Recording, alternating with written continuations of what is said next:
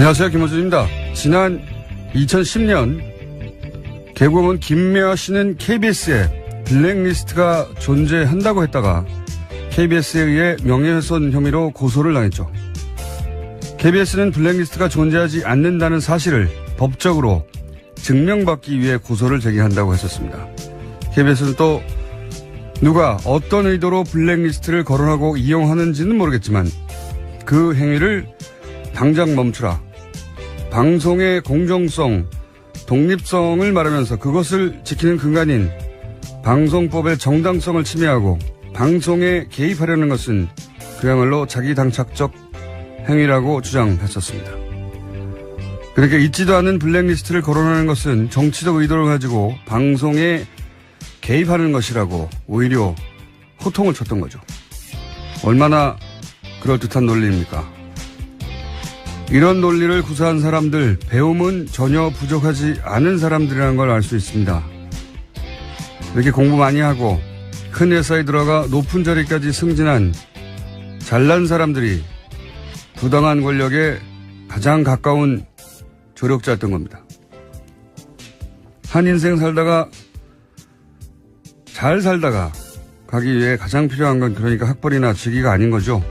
모두가 김미화 씨처럼 용감할 수는 없지만 적어도 부끄러워할 줄은 알면서 살다가 갑시다. 김어준 생각이었습니다.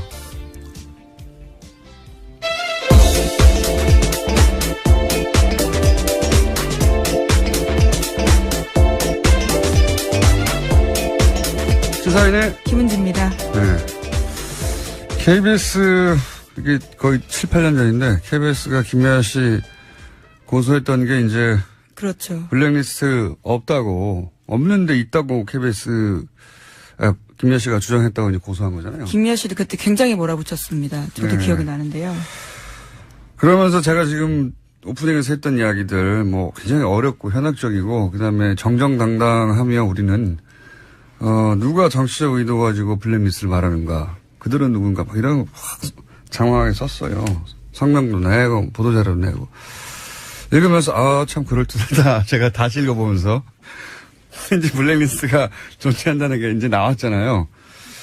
이런 글을 쓴 사람이 누군지 저는 궁금합니다. 이제 거꾸로 굉장히 공부 많이 하는 분이라고 느꼈거든요. 제가 읽으면서 이런 글을 쓴 사람이 누군지 이런 분들이 사실은 블랙리스트를 만들어내는 권력에 부욕하는 거죠. 지금도 잘 먹고 잘 살 거라고 보는데. 하여튼 그런 생각이 들었습니다. 예. 블랙리스트의 존재를 찾아내는 게 다가 아닌 거죠. 예. 네, 그렇죠. 이제 수사가 시작되기도 했고요.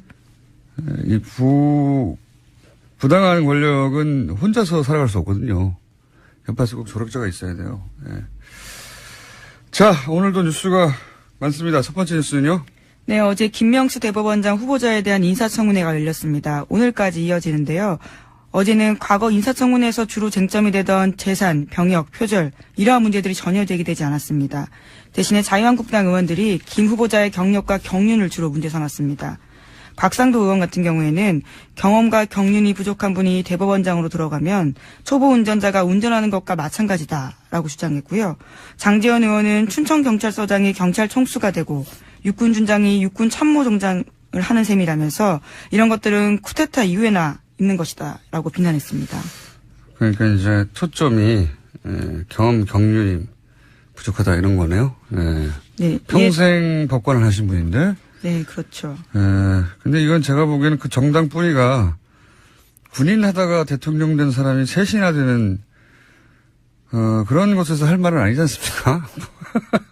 박정희, 전두환, 노태우 전부 다 뭐 평생 정치하다가 대통령 됐나요? 예. 군인하다가 바로 대통령 되는 사람들인데. 예. 경력이 부족하다라는 지적도요 굉장히 권위적인 발언입니다. 충분히 법관 생활을 오래 했던 사람에게 이런 식의 이야기를 할 수 없는 거죠. 아니, 평생 법관을 했죠. 예. 평생 법관을 했는데 최근 9년간만 따져서 예를 들어서 대법관이 못 됐다 이거 아닙니까? 자랑스러운 거예요. 대법관 출신이 아니라는 점 때문에 지금 네. 문제 제기를 하고 있는 건데요. 이에 대해서 어제 김명수 후보자가 자신의 입장을 밝혔는데 우리는 알겠지만 지금 시대에서 요구하는 대법원장 상이 그런 권위와 경력을 가져야 하는지 의문이다라고 맞받았습니다. 아니면 자유한국당에 있는 의원들은 평생 정치만 하다가 됐나요? 대부분 딴 거 하다가 영입된 사람들이에요. 이게 저는 이 논점, 이게 공격 포인트가 된다고 생각한 게, 바본가? 이런 생각하는 게, 아니, 곽상도 의원 본인은 평생 정치만 했습니까? 그 검찰 출신 아니에요? 예, 심지어 평생 판사 일만 했습니다. 이 후보자는요. 네. 곽상도 의원 본인도 직접, 검찰이에요, 검찰. 정치 검찰이어서 정치를 했다고 할래나요? 어쨌든, 저는 이게 공격 포인트가 생각하는 건 좀, 이게 먹힐 거라고 생각하는 건 사람들에게.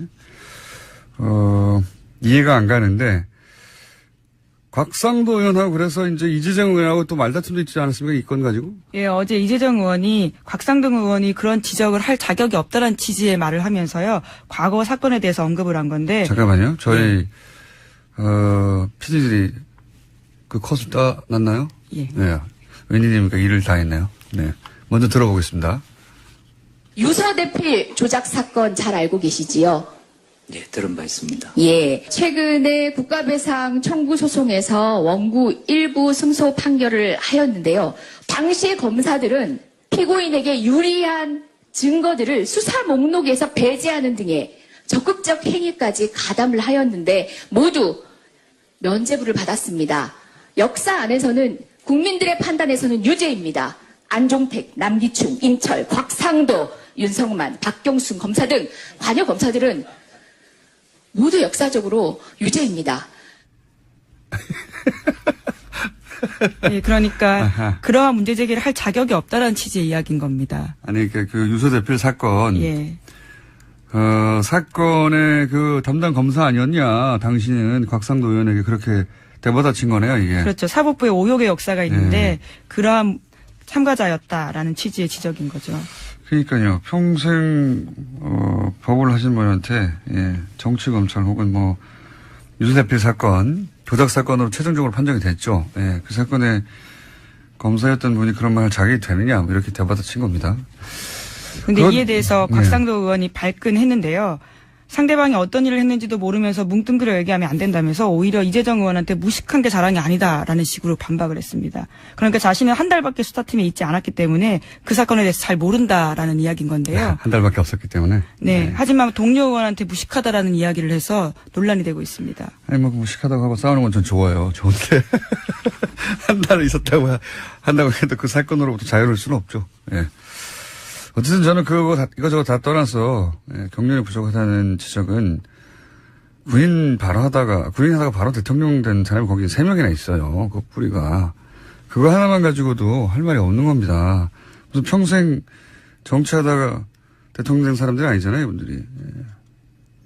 자, 하여튼 그렇게 그 청문회도 있고 또 지금 아주 국회가 바쁩니다. 정신없고. 예, 대정부 질문도 있어가지고 질의도 있어서. 예.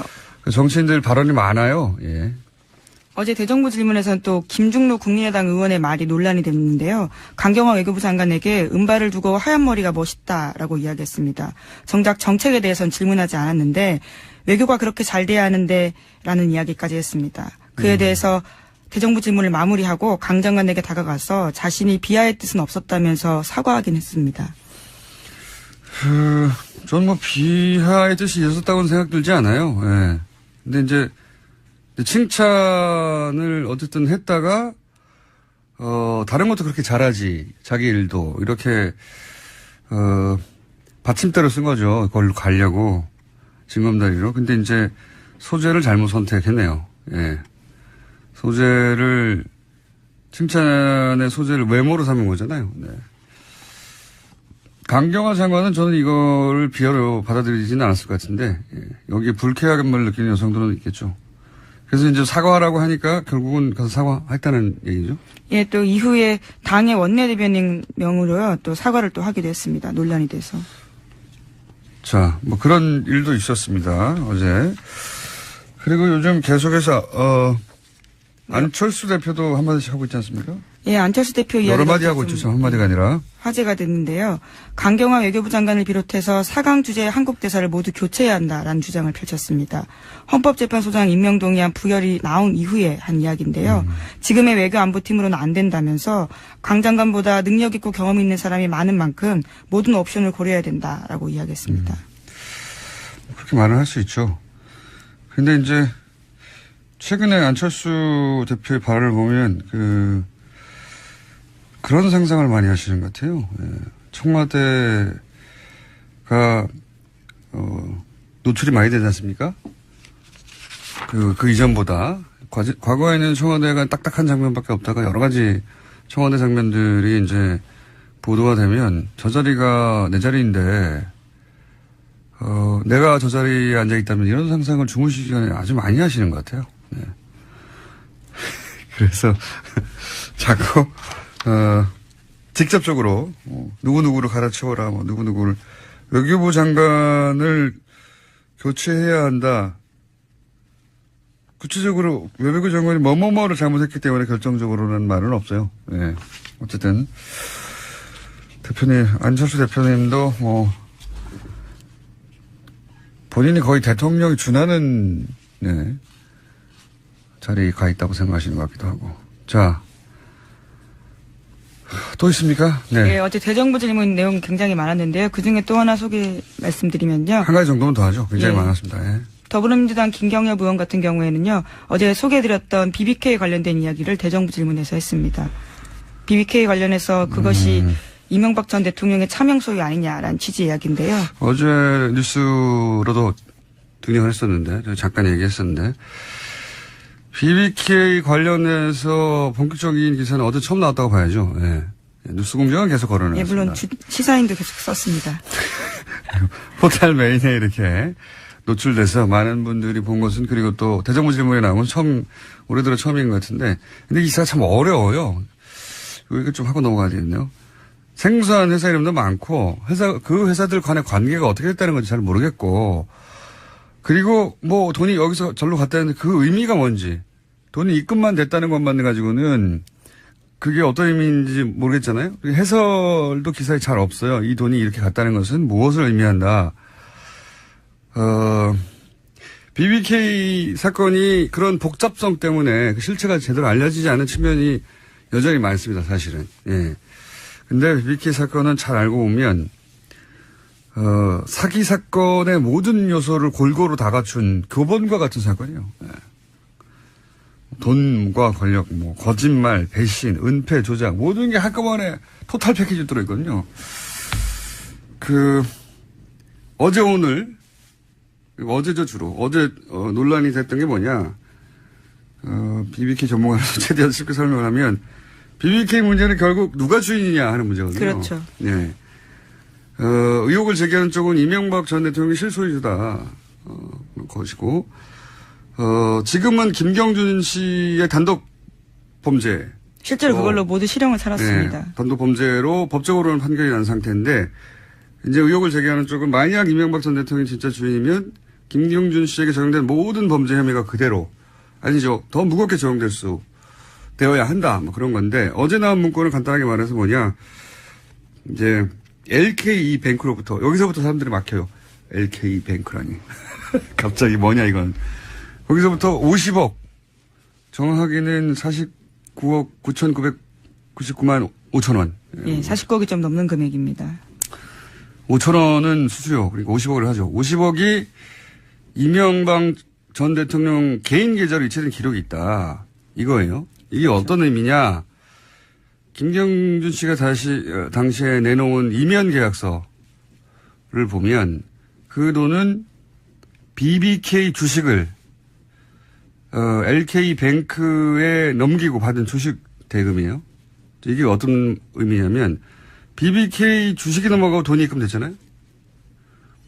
돈은 당연히 그 주식의 주인한테 가겠죠? 그런데 그 계좌가 이명박 전 대통령이니까 그러면 BBK 주인은 이명박이다. 3단 논법입니다. 간단하게. 그렇죠? 주식을 넘기고 돈을 받았어요. 그럼 돈을 받은 사람이 그 주식의 주인이잖아요. 예, 그렇죠. 그 주식의 주인이 곧 회사의 주인이잖아요. 그러니까 이명박 전 대통령이 BBK 주인이다. 간단하게. 그런 얘기입니다. 그런 게 나왔다. 이명박 전 대통령이 BBK 주인이었구만.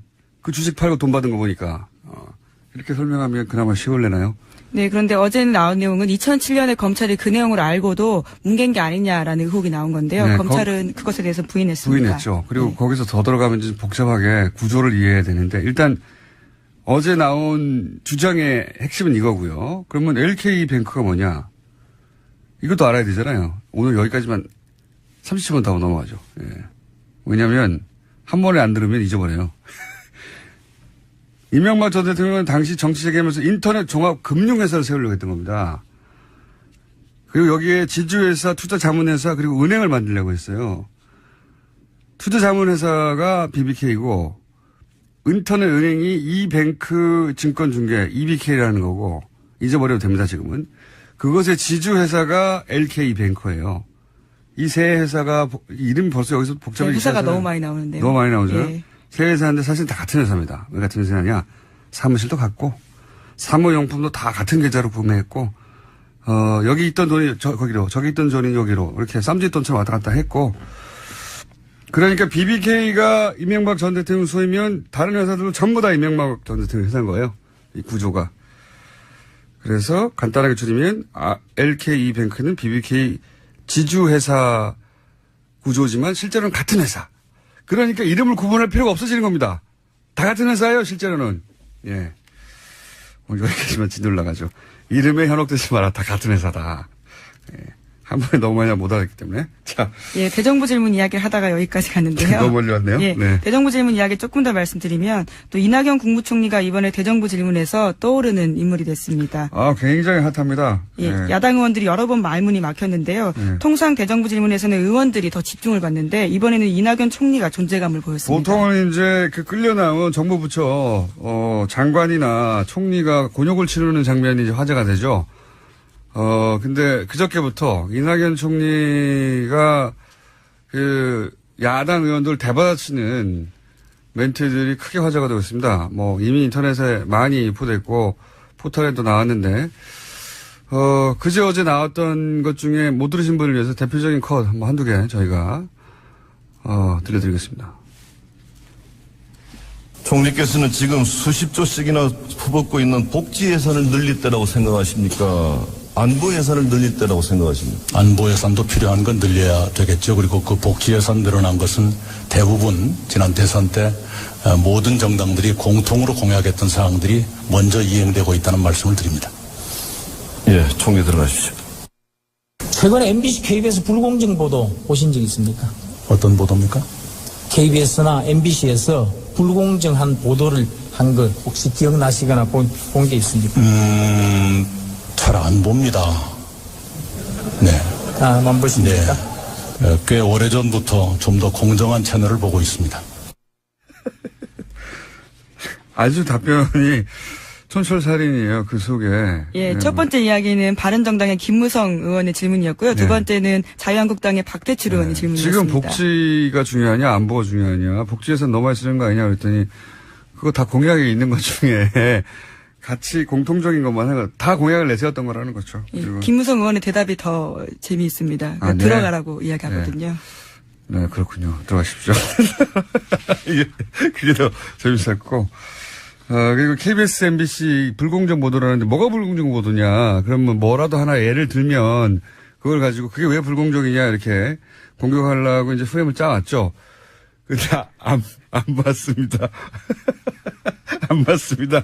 보다 공정한 방송을 오래전부터 보고 있습니다. 네. 그 외에도 아주 많습니다. 네. 이게 이제 들려드린 거는 화제가 되기 시작한 그저께 네, 그렇죠. 예, 발언들이고 어제도 화제가 된 발언들이 많은데 오늘 시간이 별로 없네요. 예, 그건 저희가 또 내일 모아서 한번 들려드릴까요? 뭐가 더 있다고 지금 저희 PD들이 자기들이 일 잘했다 이거죠. 네, 아니, 고생을 많이 하십니다. 아침마다 얼마나 고생하시는지 내가 늘 보는데요. 그럼 하나만 더. 예. 저렇게 자기들이 잘했다고 막 팔을 흔들고 빨리 틀어야 된다고 하는 경우는 거의 없거든요. 보통. 어제도 화제가 됐으니까요. 눈 감고 자고 있기 때문에 보통 방송 시작되면. 자, 번개도 잘 안 나오고. 자, 그러면 어제 화제가 된 거, 한두 토막 들려드리겠습니다.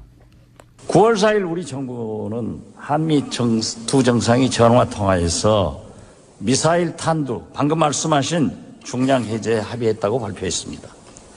그러나 백악관은 한국 정부가 미국산 첨단 무기를 대량 구매하는 것을 승인했다. 이렇게 발표했습니다. 우리 정부는 왜 이 사실을 숨깁니까? 모든 것을 공개하고 소통한다는 문재인 정부가 이래서 되겠습니까? 그 당시에 두 정상의 통화에서 합의된 것은 삼축 체계의 조기 구축을 포함한 국방력 강화의 필요성에 대해서 원칙적인 합의를 했습니다. 구체적인 무기 구매에 대해서는 언급이 없었습니다.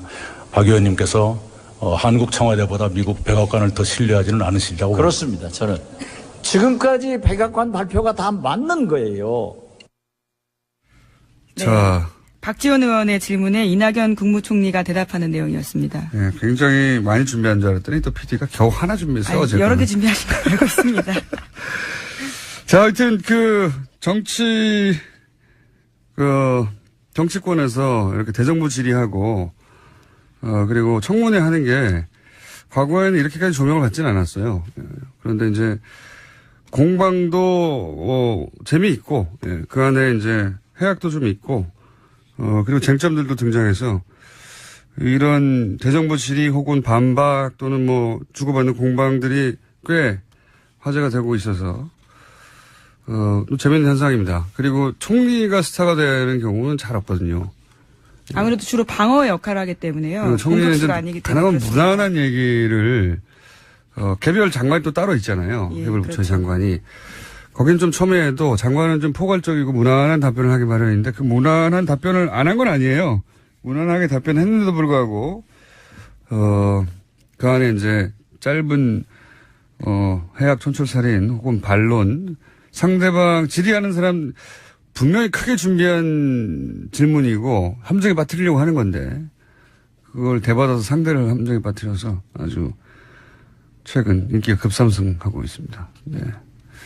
저희 방송에 한번 모셔보겠습니다. 총리님? 방송 듣고 계시면 연락을 드릴 테니까, 예. 자, 다음 뉴스는요, 한두 가지 정도 더 할 수 있을 것 같습니다. 네, 그제 청문회를 마친 박성진 후보자 인사청문 보고서 채택이 오늘 오전으로 미뤄졌습니다. 야3당은 부적격으로 결론을 냈는데 여당이 최종 조율을 위해서 시간을 달라고 요청했기 때문입니다. 앞서 여당 청문위원들 회의에서도 부적격 의견이 다수였다라고 하는데요. 청와대에서도 고심이 깊어서 관계자 말로 SBS와 인터뷰에서 후보자가 자신에게 주어진 법적 시간을 활용하길 바란다라는 멘트도 나왔습니다. 우리나라에 뭐 종교부가 있는 건 아니잖아요. 그러니까 이게 특히 중소 벤처 기업 이러면 이제 꼭 그런 건 아니지만 IT 쪽에 관련 업체들 혹은 뭐 업무들이 많을 텐데 이제 기본적으로 그런 과학을 한 사람들은 모욕적으로 들릴 정도의 발언이죠. 예를 들어서 뭐 지구 나이가 얼마나 됐냐? 6,000년이라는 발언을 했습니다.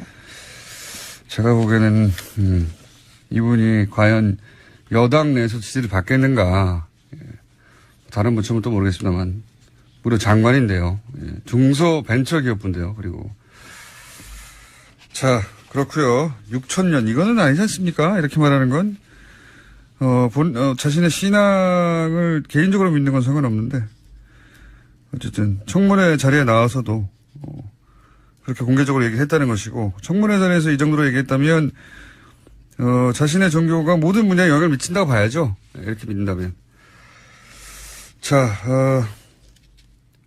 이 정도 해야 되겠네요. 예. 오늘 뉴스가 네. 많았는데. 예, 네이버 관련된 소식 하나만 더 전해드리면요. IT 연결해서요? 네. 진경준 전 검사장 딸 가해됐다는 소식 어제 전해드렸는데요. 이번에는 다른 고위법관 아들을 채용 절차 없이 인턴으로 받았다라고 합니다. 어제는 검사장이었고 오늘은 부장판사입니까? 예, 고위법관의 자식인데요. 인턴을 공개 채용한 적이 없는데 그 자식만 따로 특별 취업을 해줬다라는 겁니다. 그러니까 이게 소위 이제 어제도 잠깐 얘기했지만 이렇게 대한민국의 대표적인 IT 기업에 인턴 경력이 있다는 것은 유학을 가거나 할 때 보통 이제 해외에서는 그런 걸 요구하잖아요. 예, 경력으로. 공부만 열심히 했다는 걸로 대학 입학이 잘 되는 게 아니거든요. 해외 명문 대학들은. 그래서 누구나 다 아는 그 나라의 최고의 뭐 예를 들면 미국에서 구글에서 근무했다거나 애플에서 근무했다는 경력 그 자체가 그 정도 기업이 인정했을 정도라면 인턴으로 채용했을 정도라면 그리고 그 정도 기업에서 경력을 쌓았다면 이게 이제 입학 유리하게 작용하는 경우가 많거든요. 제가 보기엔 그런 루트로 네이버를 이용했고 네이버는 기꺼이 거기에 응해 준 겁니다. 예. 예, 진검사단 같은 경우에는 그런 경우였던 걸로 보이고요. A 부장판사의 아들 같은 경우에는 미국 대학 재학 중에 여름방학을 이용해서 한국에 4주 동안 와서 일했다고 합니다. 대학원 갈 때도 마찬가지예요. 예, 그런 경력을 중간중간 쌓아놓는 겁니다. 방학 때. 어쨌든 뭐 이거 관련해서 네이버도 거절하지 못할 상대가 아니었겠는가 이렇게 생각할 수도 있지만 부장판사가 네이버보다 힘이 세다고 저는 보지는 않습니다. 당연히. 예. 대통령도 아니고요. 자, 서로 주고받는 점이 있겠죠. 여기까지 하겠습니다. 시사인의 김은지였습니다. 감사합니다. 국군의 날은 10월 1일이죠. 그런데 이날이 아니라 이번 주 일요일 9월 17일로 변경해야 한다는 주장이 등장하기 시작했습니다. 어제 대정부 질의에서도 국무총리 상대로 이 질문이 나왔었는데 국군의 변경을 주장하시는 분입니다. 이준식 근현대사 기념관 관장님 나오셨습니다. 안녕하십니까? 예, 안녕하세요. 예. 9월 17일이 무슨 날입니까? 예, 임시정부 산하 국군인 한국광복군이 창군된 날입니다. 광복군 창군이다. 네. 아하. 그러니까 이제 국군이 아니라 광복군 이제 독립운동을 하던 광복군이 처음 만들어진 날이 국군의 날이어야 하는 거 아니냐 이런 얘기네요 한마디로. 뭐 설득되려고 하는데 그 말을 듣자마자 설득되려고 하는데 그게 그러면 언제입니까? 1940년 9월 17일 중국의 충칭에서 광복군이 창군됐습니다. 근데 임시정부는 그 전부터 있었지 않습니까? 임시정부는 1919년에 출범했는데요.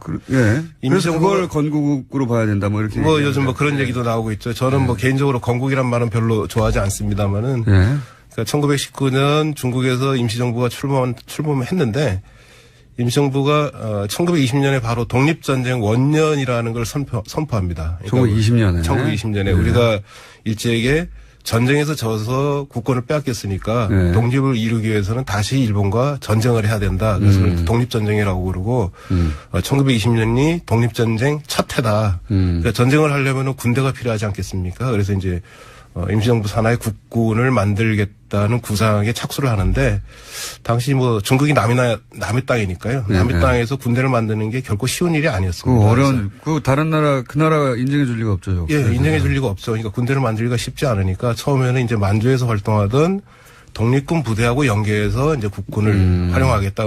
임시정부하고 무관하게 독자적으로 움직이던 독립군을 만주 독립군을 임시정부 산하로 편입을 시켜서 이제 국군을 만들겠다 그런 구상을 이제 갖기도 했는데 이게 쉽지 않았습니다. 그래서 국군을 만든다는 게 임시정부에 모인 독립운동가들의 아주 오랜 꿈이었는데요. 그렇겠죠. 네, 당연히. 그 꿈이 이제 1940년에 실현이 된 겁니다. 그래서 임시정부 산하 국군으로 이제 한국 광복군을 창건하게 되죠. 정식으로 군대를 만드는 겁니다. 아, 그렇군요.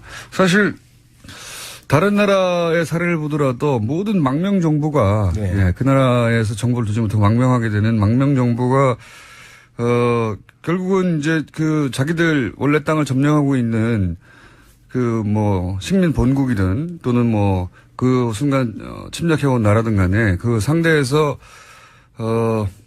이런 군대를 만들려고 하죠.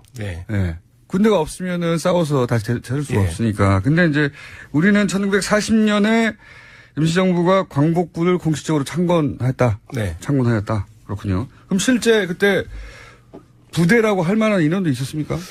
처음에는 주로 이제 사령부 중심의 군대였습니다. 그러니까 장교가 더 많았던 사병보다는 장교가 많던 군대였는데 어쩔 수 없죠. 왜냐하면은 당시 중국 안에 사병이 될 수 있는 우리 동포수가 많지 않았으니까요. 그러니까 이제 어쨌거나 동포수가 있다 하더라도 몰래 사병이 돼야 되는 거예요. 그리고 이제 되게 독립운동 하시던 분들이 나이가 많으니까 이제 사병은 상대적으로 적었죠. 그러면서도 이제 한국 광복군이 계속 사병을 확대하기 위해서 노력을 했고요. 그래서 뭐 아시아 태평양 전쟁이 끝날 무렵에는 그래도 이제 꽤 많은 이제 병사들을 확보하는 데 성공을 했고요.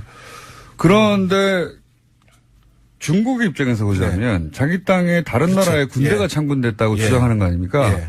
그리고 실체가 지금 뭐 적더라도 생겨버리기 시작하면 가만두진 않았을 것 같은데요. 이게 많이 알려지기로는 이제 중국 국민당 정부가 임시정부와 한국 광복군을 적극적으로 지원했다고 알려져 있는데, 네. 근데 사실은 견제를 많이 했습니다. 왜냐하면 그러니까요. 자기 땅에서 군대 만들겠다 그러는데 누가 좋아하겠습니까? 네, 그러니까 그렇죠. 처음에는 이제 견제를 많이 했습니다. 그래서 견제하는 방법이 한국 광복군을 만들 때 중국 국민당 군의 통제 아래 두겠다. 통수권을. 요즘 말로 하면 통수권, 작전권이죠. 네. 그러니까 통수권을 중국 정부가 갖는다는 조건으로 한국 광복군을 승인하려고 하니까. 굉장히 뭔가 서글픕니다. 왜냐하면 그렇죠. 지금도 한국은 미국의 작전 전시작전권 문제하고 이제 연동이 되는 거죠. 가지고 있었는데 임시정부가 창군할 때부터 중국이 또 작전권을 행사하겠다고. 그래서 이제 임시정부에서 단안을 내립니다. 중국 국민당 정부의 승인이 없는 상태에서 광복군을 창군하는 거죠. 근데 창군을 했다고 하더라도 활동을 하려면 중국 국민당 정부의 지원을 받아야 되는데 중국 국민당 정부가 지원하기는커녕 계속 이제 견제를 하니까 방해를 하니까요. 할 수 없이 광복군의 통수권을 중국 국민당에게 넘겨줍니다. 굴욕적인 거죠, 사실 따지고 보면. 그래서 뭐 이해갑니다, 저는. 그래서 그렇지 않을 방법이 또 도리가 별로 없어요. 그래서 한 2, 3년에 걸쳐서 임시정부하고 광복군이 그 통수권을 되찾기 위해서 굉장히 애를 많이 씁니다. 지금의 역사의 복사판이네요. 그래서 1944년에 드디어 통수권을 찾아옵니다. 그래서 44년에 정말 임시정부의 국군으로 되는 거죠. 선배들이 훨씬 낫네요. 4년 만에 찾아왔습니다. 예, 4년 만에 찾아왔으니까 굉장한 성과죠. 예, 저는 지금 60몇 년 동안 못 찾고 있는데. 어쨌든, 지금, 우리 국군이 미군에게, 작전 통제권을 넘기고, 전자권을 넘기고 아직 되돌려받지 못하고 있는, 오리지널 버전이, 광복군 창군 때도 있었다. 그러니까 한국 광복군이 의미가 있는 거는 임시정부 산하의 자주적인 군대가 되려고 굉장히 애를 많이 썼고 또 그걸 실현했다는 겁니다. 아니, 그게 싫어서, 일본의, 소위 이제 강점이 싫어서, 거기까지 가가지고 군대를 만들어 싸우겠다고 한 사람들이 또 중국이 그렇게 하겠다고 하면 체질적으로 받아들일 수 없는 사람이었을 것 같아요. 그분들이. 어쨌든 4년 만에 또 되찾았다. 네. 그러면 실제 중국군, 당시 인민군하고 같이 작전을 했다든가, 그러니까 중국이 당신들은 별개의 군대라고 인정을 해야 같이 작전을 할 거 아닙니까? 그렇게 연대 작전을 했다는 그런 기록은 있습니까? 그래서 1944년에 중국과 대동강 관계에서 군사협정을 맺고요. 군사협정을 맺었다. 네. 확실하게 인정한 거네. 협정을 맺었다. 중국이 이제 독자적인 군대로 인정을 한 거죠. 그리고 이제 43년, 44년 무렵부터는 이제 다른 연합국 군대인 영국군, 미국군과의 공동작전도 추진해서, 아시아 태평양 전쟁이 끝나기 직전에는 유명한 이제 한국 광복군의 독수리 작전이라는 게 미군과 공동으로 추진이 됩니다. 이건 뭐 부인할 수 없는 독자적인 작전권을 가지고 있었던 군대가 확실한데, 그럼 지금 국군의 날은 10월 1일은 뭘 기념하기 위해서 된 겁니까? 지금 뭐 두 가지 이야기가 있습니다. 하나는 1950년, 그러니까 6.25 전쟁 와중이죠. 6.25 전쟁 때, 육군 제3사단이 38선을 처음 돌파해서 북진에 성공한 날이다. 그래서 그날을 기리기 위해서 이제 10월 1일을 1956 이승만 정부 때입니다. 이승만 정부 때 10월 1일을 국군의 날로 이제 지정했다는 얘기가 하나 있고요. 또 하나는 1954년인가요? 53년인가요? 미국 워싱턴에서 한미 상호 방위 조약이 체결되는데 이게 10월 1일입니다. 그래서 10월 1일이 어쨌거나 뭐 의미 있는 날이다. 그래서 1956년에 처음으로 국군의 날로 지정을 했습니다. 그러니까 뭐 38선 돌파한 것도 의미는 있지 않습니까? 38선 돌파도 뭐 의미가 있고 한미 상호 방위 조약이 체결된 것도 뭐 의미가 있긴 하죠. 근데 그런 날이기 때문에 국군의 날로 지정하는 데는 좀 충분하지 않다는 생각이 들고요. 사실 국군의 날 하면은 보통 무슨 날 한글 했던 날을 한글 날이라고 하는 거죠. 예, 제헌절 하면 마찬가지고요. 그러니까 이것도 국군의 날 하면 당연히 막연히 이제 국군이 창설된 날인가 보다 생각하고 있었거든요. 국군이 뭐 창설되거나 아니면 국군의 역사가 시작된 날로 그렇죠. 정하는 게 맞다고 생각을 합니다. 그래서 근데 38선을 돌파한 날이군요, 이게. 예. 그래서 뭐 그 국군이 역사가 시작된 날을 찾다 보니까 그래도 광복군 창건일이 뭐 가장 어울린다 뭐 그런 생각이 드는 거죠. 당연히 그런 데 있어서 문제는 없을 것 같은데. 네. 그 자연스럽고 당연한 것 같거든요. 애초에 광복군이 1940년에 창설이 되고 중국과 군사협정도 맺었고 미군과 당시 공동작전도 했다면 규모는 작더라도 했다면 그게 국군의 뿌리가 확실하니까 한글도 지금 한글하고 똑같지는 않거든요. 되돌아가면 문자도 달라요. 어법도 다르고 하지만 그때 창설 만들어진 게 확실하니까 근데 이 보수 진영에서는 반대한다고 그러는데 왜 반대하는 겁니까? 보수 진영에서 반대하는 건 이게 건국절 논란하고 이제 직결이 되어 있는데요. 보수 진영에서는 대한민국의 역사가 1948년 8월 15일부터 시작됐다고 얘기하지 않습니까? 그 전에는 이게 창설됐다고. 그러니까 독립운동과 대한민국 건국은 무관하다고 얘기하니까요. 그러니까 뭐 국군의 날도 광복군 창건일을 할 이유가 없다는 거죠. 당연하네요. 네. 그걸 인정하는 순간 48년이 아니라 40년대부터 군대가 있었다고 해야 되니까요. 그 거슬러 올라가면은 광복군이 창건되기 이전에 독립군의 무장투쟁을 인정을 해야 되고 그게 싫은 거죠. 독립군의 무장투쟁을 인정하기 싫은 이유는 뭐라고 보십니까 보수 진영에서? 그러니까 대한민국 건국은 독립운동과 무관하다고 보는 겁니다. 그러니까 독립운동 때문에 대한민국이 건국된 게 아니라 흔히 말하는 이제 건국 세력이라고 그러죠. 건국 세력에 의해서 대한민국이 건국됐다고 주장을 하고 싶은데 그 건국 세력이라는 게 내용을 보면은 두 부류입니다. 하나는 친일파고 하나는 정치 깡패입니다. 아, 그렇습니까? 예. 정치 깡패 얘기도 많이 하긴 합니다. 정치 깡패가 이른바 이 건국 과정에 반공 반탁 운동을 주도한 세력 중에 하나거든요. 그러니까 우리는 정치 깡패라고 하지만 그쪽에서는 이제 애국 세력이라고 하겠죠. 그 애국 세력에 있었기 때문에 대한민국 건국이 가능했다 이렇게. 지금 가스판 들고. 그렇죠. 예. 아스팔트에 나오시는 분들이 있었잖아요. 프로판 가스통을 들고. 그 뿌리죠. 예. 그걸 생각하시면 될 것 같아요. 한쪽에는 그분이 애국 세력인 것이고 또 이제 무관한 제3자가 보기에는 정치 깡패 아니냐. 그런 세력과 친일파가 소위 이제 이승만 정권의 탄생의 핵심 역할을 했던 사람들이다. 예. 근데 이제 이런 얘기 많이 하죠. 우리 보수 진영의 뿌리가 친일파에 따 있는 거 아니냐. 친일파라는 말을 하기 싫으니까 그걸 이제 건국 세력이라는 말로 미화하는 거죠. 실제 친일파라고 불릴 만한 세력이 이승만 정권의 주축을 이뤘습니까? 예를 들어 군만 얘기하자면요. 군대만. 오늘은 군대 얘기입니다. 이른바 국군이 만들어지고 난 다음에 1960년까지 국군의 주류라고 할 수 있는 육군 참모총장을 보면은 모두 다 일본군이나 아니면 만주군 출신이었습니다. 60년까지 그랬습니다.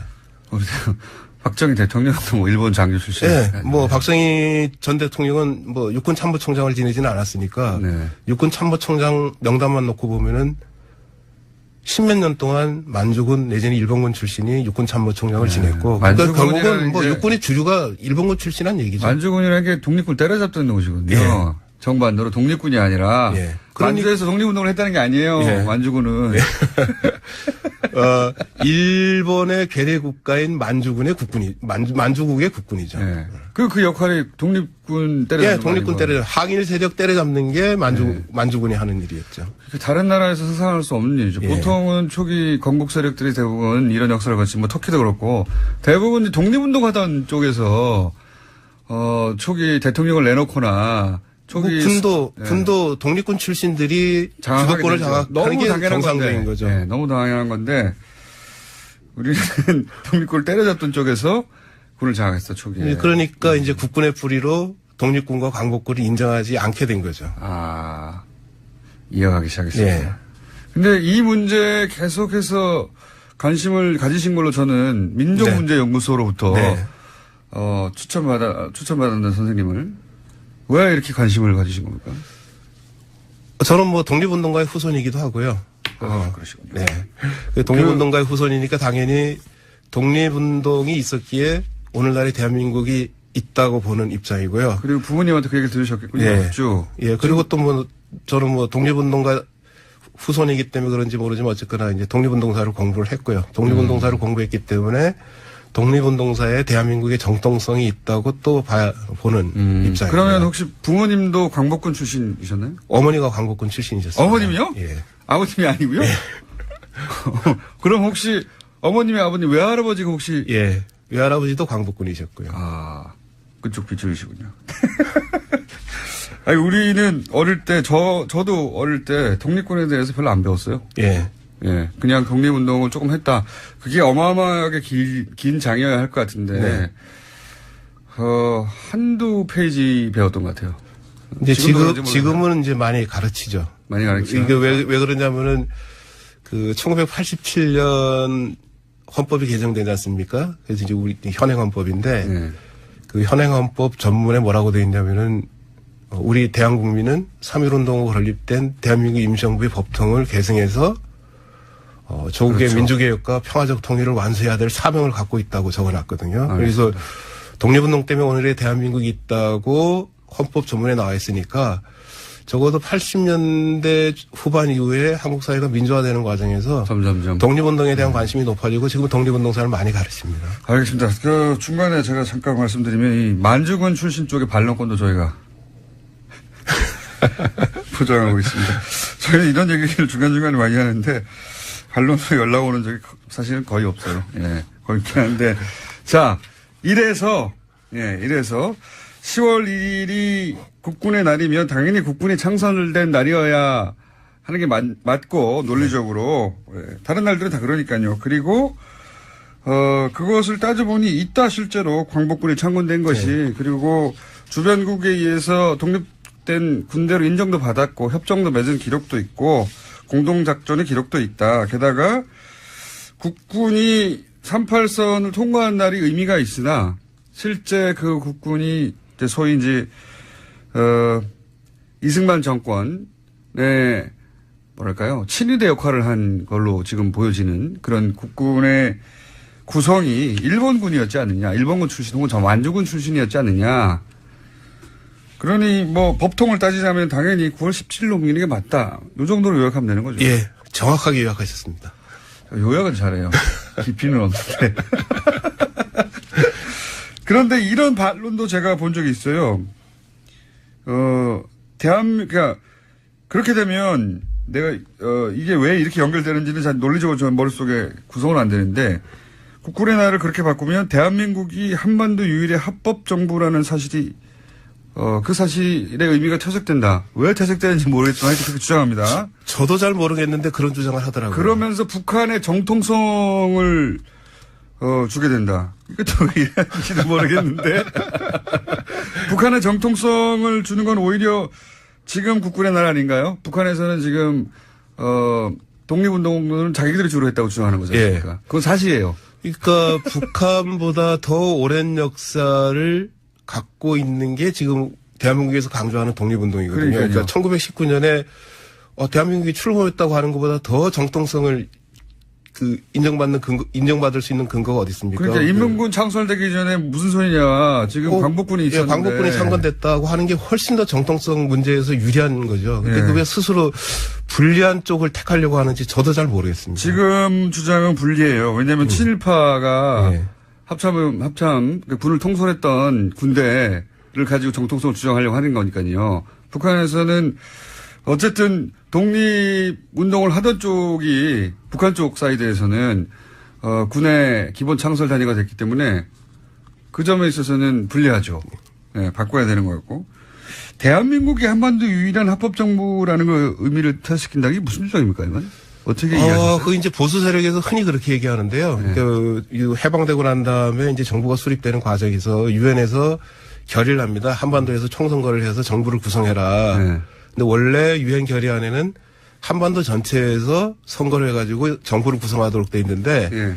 이게 잘 안 됩니다. 북쪽에서 이 선거를 그렇죠. 거부하거든요. 네. 그래서 이제 다시 유엔에서 그러면은 가능한 선거가 것도 가능한 남쪽에서만 그러면 총선거를 해서 정부를 구성하라고 했습니다. 그래서 나중에 유엔 결의안에 보면은 선거가 가능한 지역에서의 유일한 합법 정부 이렇게 돼 있습니다. 한반도에서 유일한 합법 정부가 아니라. 한반도에서 유일한 합법 정부가 아니라. 근데 보수 한반도에서- 세력에서는 그걸 자꾸 이제 한반도 유일의 합법 정부라고 해석을 하는 건데요. 정확하게 문구가 어떻게 되어 있냐면은 선거가 가능한 지역에서의 유일한 합법 정부. 그리고 영어 표현에 주목을 하면요. 정부입니다. 가버먼트입니다. 국가가 아니라. 그러니까 대한민국이라는 국가의 일부로서의 대한민국 정부 이렇게 되는 거죠. 이해했습니다. 오늘 말씀 감사합니다. 네, 고맙습니다. 이준식 관장님이었습니다. 네, 고맙습니다. 3부에서 뵙겠습니다. 들었습니다. 예. 블랙리스트의 존재를 찾아낸 게 다가 아닌 거죠. 예. 네, 그렇죠. 이제 수사가 시작되기도 했고요. 이 부당한 권력은 혼자서 살아갈 수 없거든요. 옆에서 꼭 조력자가 있어야 돼요. 예. 자, 오늘도 뉴스가 많습니다. 첫 번째 뉴스는요. 네, 어제 김명수 대법원장 후보자에 대한 인사청문회가 열렸습니다. 오늘까지 이어지는데요. 어제는 과거 인사청문회에서 주로 쟁점이 되던 재산, 병역, 표절 이러한 문제들이 전혀 제기되지 않았습니다. 대신에 자유한국당 의원들이 김 후보자의 경력과 경륜을 주로 문제 삼았습니다.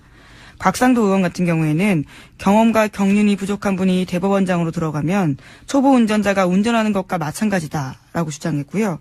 장제원 의원은 춘천경찰서장이 경찰 총수가 되고 육군준장이 육군 참모총장을 하는 셈이라면서 이런 것들은 쿠데타 이후에나 있는 것이다라고 비난했습니다. 그러니까 이제 초점이 경험, 경륜이 부족하다 이런 거네요.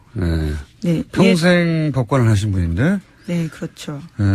근데 이건 제가 보기에는 그 정당 뿌리가 군인 하다가 대통령 된 사람이 셋이나 되는 그런 곳에서 할 말은 아니지 않습니까? 박정희, 전두환, 노태우 전부 다 뭐 평생 정치하다가 대통령 됐나요? 예. 군인 하다가 바로 대통령 되는 사람들인데. 예. 경력이 부족하다라는 지적도요, 굉장히 권위적인 발언입니다. 충분히 법관 생활을 오래 했던 사람에게 이런 식의 이야기를 할 수 없는 거죠. 아니, 공개적으로. 평생 법관을 했죠. 예. 평생 법관을 했는데, 최근 9년간만 따져서 예를 들어서 대법관이 못 됐다 이거 아닙니까? 자랑스러운 거예요. 대법관 출신이 아니라는 점 때문에 지금 네. 문제 제기를 하고 있는 건데요. 이에 대해서 어제 김명수 후보자가 자신의 입장을 밝혔는데 우리는 알겠지만 지금 시대에서 요구하는 대법원장상이 그런 권위와 경력을 가져야 하는지 의문이다라고 맞받았습니다. 아니면 자유한국당에 있는 의원들은 평생 정치만 하다가 됐나요? 대부분 딴 거 하다가 영입된 사람들이에요. 이게 저는 이 논점, 이게 공격 포인트가 된다고 생각한 게, 바본가? 이런 생각하는 게, 아니, 곽상도 의원 본인은 평생 정치만 했습니까? 그 검찰 출신 아니에요? 예, 심지어 평생 판사 일만 했습니다. 이 후보자는요. 네. 곽상도 의원 본인도 직접, 검찰이에요, 검찰. 정치 검찰이어서 정치를 했다고 할래나요? 어쨌든, 저는 이게 공격 포인트가 생각하는 건 좀, 이게 먹힐 거라고 생각하는 건 사람들에게. 이해가 안 가는데, 곽상도 의원하고 그래서 이제 이재정 의원하고 또 말다툼도 있지 않았습니까? 이 건 가지고? 예, 어제 이재정 의원이 곽상동 의원이 그런 지적을 할 자격이 없다는 취지의 말을 하면서요, 과거 사건에 대해서 언급을 한 건데. 잠깐만요. 저희, PD들이 그 컷을 따놨나요? 예. 네. 웬일입니까? 일을 다 했네요. 네. 먼저 들어보겠습니다. 유서대필 조작 사건 잘 알고 계시지요? 네, 들은 바 있습니다. 예. 최근에 국가배상 청구 소송에서 원고 일부 승소 판결을 하였는데요. 당시의 검사들은 피고인에게 유리한 증거들을 수사 목록에서 배제하는 등의 적극적 행위까지 가담을 하였는데 모두 면죄부를 받았습니다. 역사 안에서는 국민들의 판단에서는 유죄입니다. 안종택, 남기춘, 임철, 곽상도, 윤석만, 박경순 검사 등 관여 검사들은 모두 역사적으로 유죄입니다. 예, 그러니까 그러한 문제 제기를 할 자격이 없다라는 취지의 이야기인 겁니다. 아니, 그 유서대필 사건. 예. 사건의 그 담당 검사 아니었냐. 당신은 곽상도 의원에게 그렇게 대받아친 거네요, 이게. 그렇죠. 사법부의 오욕의 역사가 있는데 그러한 참가자였다라는 취지의 지적인 거죠. 그러니까요. 평생 법을 하신 분한테 정치 검찰 혹은 뭐 유서대필 사건, 조작 사건으로 최종적으로 판정이 됐죠. 예, 그 사건의 검사였던 분이 그런 말을 자격이 되느냐, 뭐 이렇게 대받아친 겁니다. 근데 이에 대해서 곽상도 의원이 발끈했는데요. 상대방이 어떤 일을 했는지도 모르면서 뭉뚱그려 얘기하면 안 된다면서 오히려 이재정 의원한테 무식한 게 자랑이 아니다라는 식으로 반박을 했습니다. 그러니까 자신은 한 달밖에 수사팀에 있지 않았기 때문에 그 사건에 대해서 잘 모른다라는 이야기인 건데요. 한 달밖에 없었기 때문에. 네. 하지만 동료 의원한테 무식하다라는 이야기를 해서 논란이 되고 있습니다. 아니, 뭐, 무식하다고 하고 싸우는 건 전 좋아요. 좋은데. 한 달 있었다고 한다고 해도 그 사건으로부터 자유로울 수는 없죠. 예.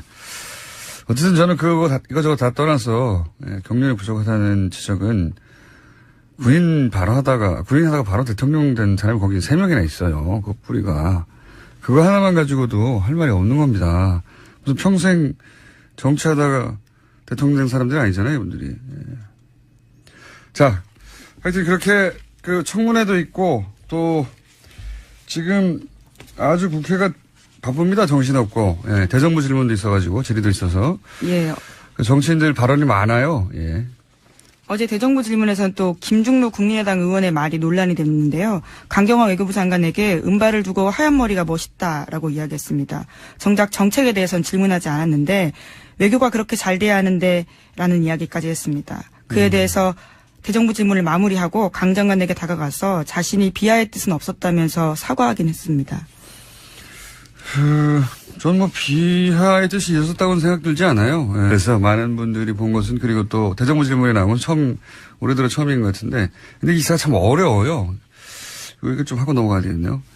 생소한 회사 이름도 많고 그 회사들 간의 관계가 어떻게 됐다는 건지 잘 모르겠고 그리고 뭐 돈이 여기서 절로 갔다는데 그 의미가 뭔지 돈이 입금만 됐다는 것만 가지고는 그게 어떤 의미인지 모르겠잖아요. 해설도 기사에 잘 없어요. 이 돈이 이렇게 갔다는 것은 무엇을 의미한다. BBK 사건이 그런 복잡성 때문에 그 실체가 제대로 알려지지 않은 측면이 여전히 많습니다, 사실은. 예. 근데 BBK 사건은 잘 알고 보면, 사기 사건의 모든 요소를 골고루 다 갖춘 교본과 같은 사건이에요. 예. 돈과 권력, 뭐, 거짓말, 배신, 은폐, 조작, 모든 게 한꺼번에 토탈 패키지 들어있거든요. 어제 오늘, 어제죠 주로. 어제, 논란이 됐던 게 뭐냐. BBK 전문가로서 최대한 쉽게 설명을 하면, BBK 문제는 결국 누가 주인이냐 하는 문제거든요. 그렇죠. 네. 의혹을 제기하는 쪽은 이명박 전 대통령이 실소유주다. 것이고, 지금은 김경준 씨의 단독 범죄. 실제로 그걸로 모두 실형을 살았습니다. 네, 단독 범죄로 법적으로는 판결이 난 상태인데, 이제 의혹을 제기하는 쪽은 만약 이명박 전 대통령이 진짜 주인이면 김경준 씨에게 적용된 모든 범죄 혐의가 그대로, 아니죠. 더 무겁게 되어야 한다. 뭐 그런 건데, 어제 나온 문건을 간단하게 말해서 뭐냐, 이제, LK뱅크로부터, 여기서부터 사람들이 막혀요. LK뱅크라니. 갑자기 뭐냐, 이건. 거기서부터 50억, 정확하게는 49억 9,999만 5천 원. 예, 40억이 좀 넘는 금액입니다. 5천 원은 수수료, 그러니까 50억을 하죠. 50억이 이명박 전 대통령 개인 계좌로 이체된 기록이 있다. 이거예요. 이게 어떤 의미냐. 김경준 씨가 당시에 내놓은 이면 계약서를 보면 그 돈은 BBK 주식을 LK뱅크에 넘기고 받은 주식 대금이에요. 이게 어떤 의미냐면 BBK 주식이 넘어가고 돈이 입금됐잖아요. 돈은 당연히 그 주식의 주인한테 가겠죠. 그런데 그 계좌가 이명박 전 대통령이니까 그러면 BBK 주인은 이명박이다. 3단 논법입니다. 간단하게. 그렇죠? 주식을 넘기고 돈을 받았어요. 그럼 돈을 받은 사람이 그 주식의 주인이잖아요. 예, 그렇죠. 그 주식의 주인이 곧 회사의 주인이잖아요. 그러니까 이명박 전 대통령이 BBK 주인이다. 간단하게. 그런 얘기입니다. 그런 게 나왔다. 네. 근데 이제 칭찬을 어쨌든 했다가 다른 것도 그렇게 잘하지. 자기 일도. 이렇게 받침대로 쓴 거죠. 그걸로 가려고. 징검다리로. 근데 이제 소재를 잘못 선택했네요. 예. 소재를 칭찬의 소재를 외모로 삼은 거잖아요. 네. 강경화 장관은 저는 이거를 비하로 받아들이지는 않았을 것 같은데, 예. 여기에 불쾌함을 느끼는 여성들은 있겠죠. 그래서 이제 사과하라고 하니까 결국은 가서 사과했다는 얘기죠. 예, 또 이후에 당의 원내대변인 명으로요, 또 사과를 또 하기도 했습니다. 논란이 돼서. 자, 뭐 그런 일도 있었습니다. 어제. 그리고 요즘 계속해서, 안철수 대표도 한마디씩 하고 있지 않습니까? 예, 안철수 대표 이야기가 여러 마디 하고 있죠. 참 한마디가 아니라. 화제가 됐는데요. 강경화 외교부 장관을 비롯해서 4강 주재 한국 대사를 모두 교체해야 한다라는 주장을 펼쳤습니다. 헌법재판소장 임명동의안 부결이 나온 이후에 한 이야기인데요. 지금의 외교안보팀으로는 안 된다면서 강 장관보다 능력 있고 경험 있는 사람이 많은 만큼 모든 옵션을 고려해야 된다라고 이야기했습니다. 그렇게 말을 할 수 있죠. 근데 이제 최근에 안철수 대표의 발언을 보면 그런 상상을 많이 하시는 것 같아요. 예. 청와대가 노출이 많이 되지 않습니까? 그 이전보다 과거에는 청와대가 딱딱한 장면밖에 없다가 여러 가지 청와대 장면들이 이제 보도가 되면 저 자리가 내 자리인데 내가 저 자리에 앉아 있다면 이런 상상을 주무시기 시간에 아주 많이 하시는 것 같아요. 네. 그래서 자꾸 직접적으로 누구누구를 갈아치워라, 뭐 누구누구를 외교부 장관을 교체해야 한다. 구체적으로 외교부 장관이 뭐뭐뭐를 잘못했기 때문에 결정적으로는 말은 없어요. 네. 어쨌든 대표님, 안철수 대표님도 뭐 본인이 거의 대통령이 준하는 네, 자리에 가 있다고 생각하시는 것 같기도 하고. 자, 또 있습니까? 네. 네, 어제 대정부 질문 내용 굉장히 많았는데요. 그중에 또 하나 말씀드리면요. 한 가지 정도는 더 하죠. 굉장히 많았습니다. 예. 더불어민주당 김경엽 의원 같은 경우에는요. 어제 소개해드렸던 BBK 관련된 이야기를 대정부 질문에서 했습니다. BBK 관련해서 그것이 이명박 전 대통령의 차명 소유 아니냐라는 취지의 이야기인데요. 어제 뉴스로도 등장을 했었는데, 잠깐 얘기했었는데, BBK 관련해서 본격적인 기사는 어제 처음 나왔다고 봐야죠. 예. 뉴스 공장은 계속 걸어놨습니다. 예, 물론 시사인도 계속 썼습니다. 포털 메인에 이렇게 노출된. 안녕하세요, 김호준입니다. 지난 2010년 개국은 김미아 씨는 KBS에 블랙리스트가 존재한다고 했다가 KBS에 의해 명예훼손 혐의로 고소를 당했죠.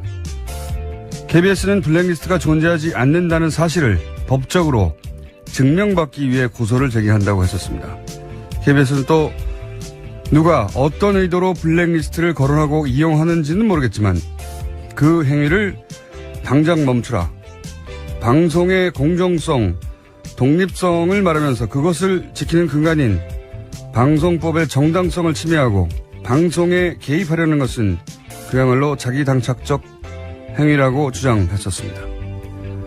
그러니까 있지도 않은 블랙리스트를 거론하는 것은 정치적 의도를 가지고 방송에 개입하는 것이라고 오히려 호통을 쳤던 거죠. 얼마나 그럴듯한 논리입니까? 이런 논리를 구사한 사람들, 배움은 전혀 부족하지 않은 사람들이라는 걸 알 수 있습니다. 이렇게 공부 많이 하고 큰 회사에 들어가 높은 자리까지 승진한 잘난 사람들이 부당한 권력에 가장 가까운 조력자였던 겁니다. 한 인생 살다가 잘 살다가 가기 위해 가장 필요한 건 그러니까 학벌이나 직위가 아닌 거죠. 모두가 김미화 씨처럼 용감할 수는 없지만 적어도 부끄러워할 줄은 알면서 살다가 갑시다. 김어준 생각이었습니다.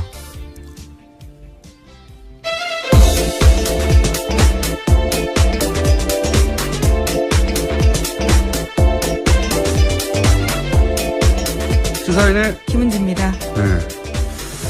KBS, 이게 거의 7, 8년 전인데, KBS가 김미아 씨 고소했던 게 이제. 그렇죠. 블랙리스트 없다고, 없는데 있다고 KBS, 김미아 씨가 주장했다고 이제 고소한 거잖아요. 김미아 씨도 그때 굉장히 몰아붙였습니다. 저도 네. 기억이 나는데요. 그러면서 제가 지금 오프닝에서 했던 이야기들, 뭐 굉장히 어렵고 현학적이고, 그 다음에 정정당당하며 우리는, 누가 정치적 의도 가지고 블랙리스트를 말하는가. 그들은 누군가 막 이런 거 확 장황하게 썼어요. 성명도 내고 보도자료도 내고. 읽으면서 참 그럴듯하다. 제가 다시 읽어보면서 이제 블랙리스트가 존재한다는 게 이제 나왔잖아요. 이런 글을 쓴 사람이 누군지 저는 궁금합니다. 이제 거꾸로 굉장히 공부 많이 하는 분이라고 느꼈거든요. 제가 읽으면서 이런 글을 쓴 사람이 누군지 이런 분들이 사실은 블랙리스트를 만들어내는 권력에 부욕하는 거죠. 지금도 잘 먹고 잘 살 거라고 보는데 하여튼 그런 생각이